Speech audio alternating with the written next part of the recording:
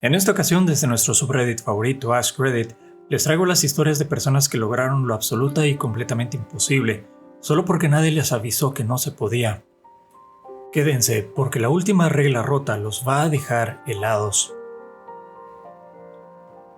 Respuesta 1. Durante la escuela de posgrado, el matemático George Dantzig confundió dos famosos problemas matemáticos no resueltos con la tarea y los resolvió. Se convirtieron en su tesis doctoral y terminó enseñando en Stanford. Imagina la reacción del profesor cuando el tipo simplemente llega de lo más normal y dice: «Oye, resolví esos problemas de tarea que pusiste en el pizarrón». Si no recuerdo mal, entró disculpándose la semana siguiente y dijo que solo había podido resolver 2 de los 3 problemas de tarea que el profesor había escrito en el pizarrón. Llegó un poco tarde y se perdió la parte en la que el profesor describió los 3 famosos problemas no resueltos. Me encanta imaginar lo que debió sentir ese profesor cuando se dio cuenta de que Dantzig hablaba en serio. Respuesta 2. Emil Zatopek, después de ganar las carreras de 5.000 y 10.000 metros en los Juegos Olímpicos, decidió correr en la maratón, una distancia que nunca antes había corrido. Estaba corriendo junto al poseedor del récord mundial y le preguntó si iban al ritmo correcto. Él le dijo: «No, vamos demasiado lento». Emil aceleró y estableció el récord olímpico, completando la victoria absoluta en las carreras de larga distancia en los Juegos Olímpicos de 1952. Respuesta 3. Después de varios fracasos iniciales en su programa de Marte, la Unión Soviética decidió concentrarse en el aterrizaje de una sonda en Venus, sin saber en ese momento que Venus es un entorno mucho más inhóspito y que una sonda tendría que enfrentarse a una atmósfera corrosiva y temperaturas abrasadoras, ninguna de las cuales está presente en Marte. Tuvieron éxito y en 1970, la Venera 7 se convirtió en la primera sonda espacial en aterrizar de forma segura en otro planeta. La Venera 14 tomó algunas fotos a color de la superficie. En las imágenes se pueden ver las tapas de las lentes que salieron expulsadas de las cámaras después del aterrizaje. En la tercera imagen está el brazo del muestreador de superficie que debía bajar y analizar el suelo, pero dio la casualidad de que aterrizó directamente sobre la tapa de la lente, sin aprender nada. Respuesta 4.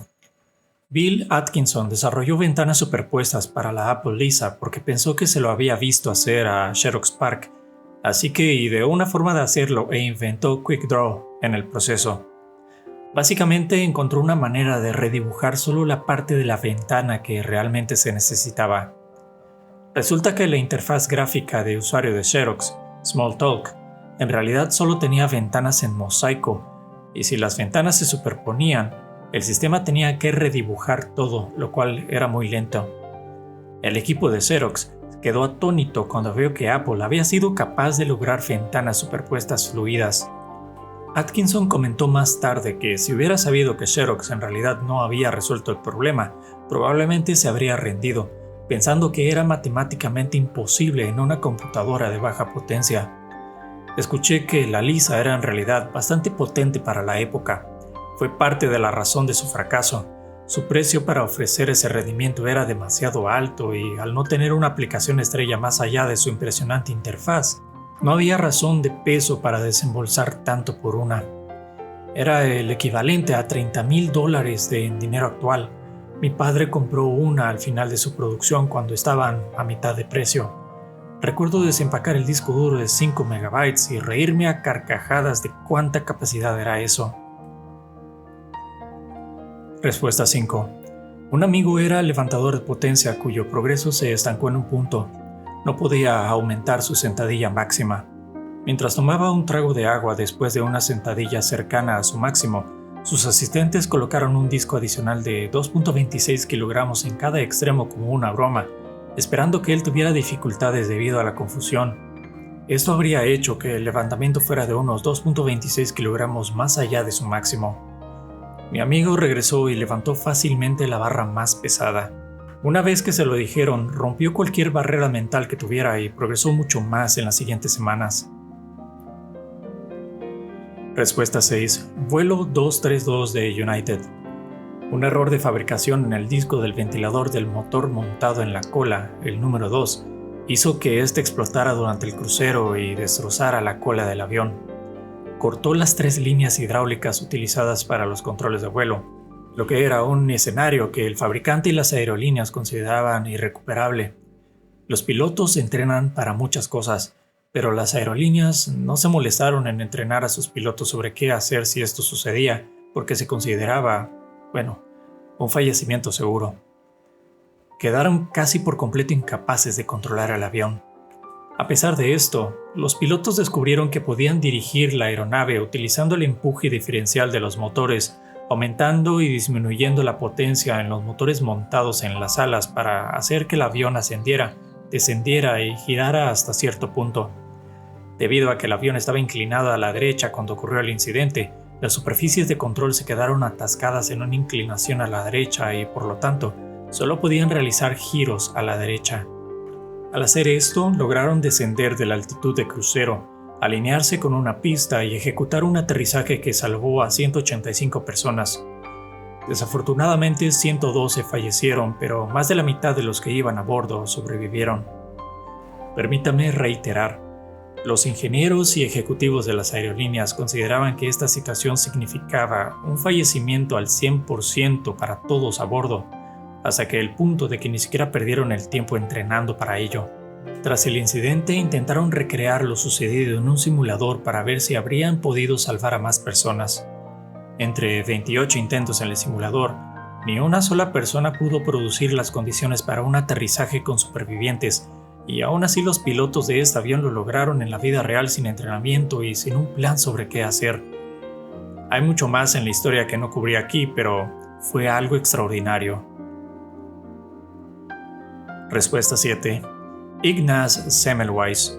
Él no sabía por qué limpiarse las manos entre pacientes ayudaba a reducir la mortalidad de los mismos y fue ampliamente ridiculizado por abogar por sugerencias radicales como limpiarse las manos entre una autopsia y el parto de un bebé, pero al instituir estas prácticas redujo significativamente la tasa de incidencia de la fiebre puerperal. Ejercía en una época en la que los residentes usaban batas blancas sucias como una insignia de honor.